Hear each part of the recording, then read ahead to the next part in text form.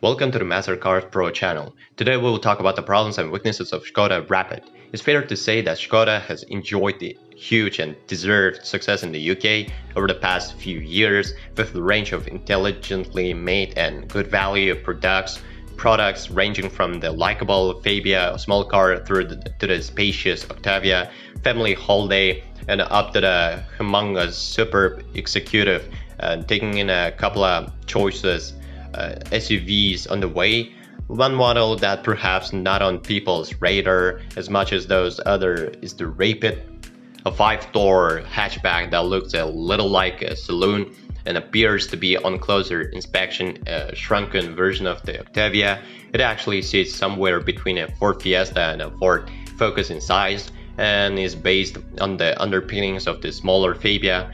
Engine options start with two versions of the 1.0-liter 3-cylinder petrol in 94 and 109 bhp tune, which were introduced when the Rapid was mildly facelifted in 2017. Prior to the introduction of this engine, you could get a 1.2-liter 4-cylinder engine in two states of tune, 89 and 108 bhp. There is also a 123 bhp 1.4 petrol that was only available with an automatic DSG gearbox, and there are also two diesel engines and 98 89 bhp 1.4 and 113 bhp 1.6.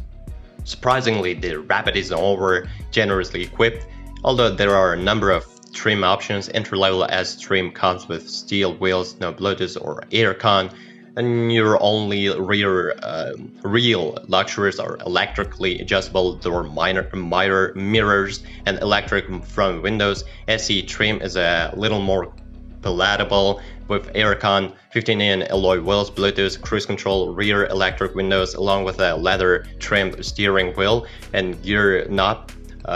SEL trim gets bigger, 16-in alloy wheels, rear parking sensors, climate control, a height adjustable passenger seat from center armrest, and multifunction steering wheel. There's also a Sport trim. This is based on EC trim but mechanically is the same, just with different looks. Thanks to black 17-in alloy wheels, black door mirrors, front fog lights, a rear spoiler, privacy glass, and sport seats.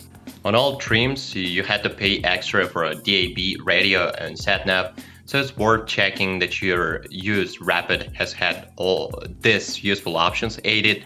On the road, the Rapid isn't quite as successful a package as some of the other Škodas. The 1.0-liter engines are great though, with enough wheeling performance to push the Rapid along swiftly while providing good economy at the pumps. The earlier 1.2 petrol engines were likewise strong and pleasant, but the diesel engine options, while punchy and efficient, are noisy. Approach a corner at speed and you'll soon find out its handling is pretty average, and its poorly weighted steering robs the driver of confidence. It grips well though, although it's certainly not as much fun to drive as some of its rivals or even the Fabia and the Octavia within its own family. It doesn't ride very well either, with plenty of fidgets or ripples and potholes and other irregularities. On top of that, it's not terribly refined, with plenty of road and wind noise on motorways. Inside is an interior of unyieldingly hard plastics. The driving position is reasonable though, and the dashboard layout is simple and logical. It does much better when it comes to space, however, with plenty of room up front and a commodious rear that'll happily seat two tall rear seat passengers behind two tall front seats. The boot is huge too, although there's a step in the load bay with the rear seats down. You can't argue with the space on offer though. The Rapid will have been used in urban areas, mostly in tight city center car parks, so it's worth checking the front and rear of the car for scuffs and dents.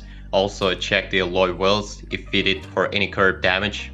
The Rapid shares its running gear with several other Volkswagen Group cars, so parts are always plentiful. Owners have reported problems with non-engine electrics relating to starting the car. The engine management and the sat-nav were fitted, but there's in one particular area in which the Rapid seems to be troublesome.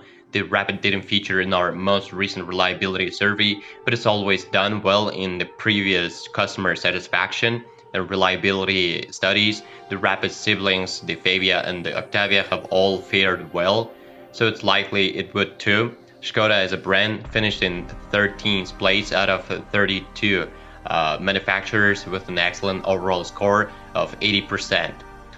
If you can stretch to the post facelifted car, then our favorite engine is the 1.0 TSI 110, lively and correctable units that suits the Rapid well.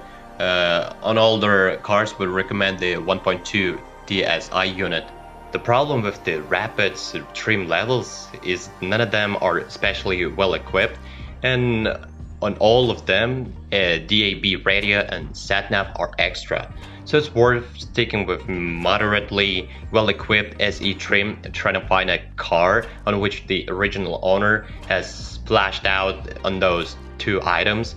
The Seat Leons is one of our favorite used cars and was our overall used car of the year in our 2017 awards.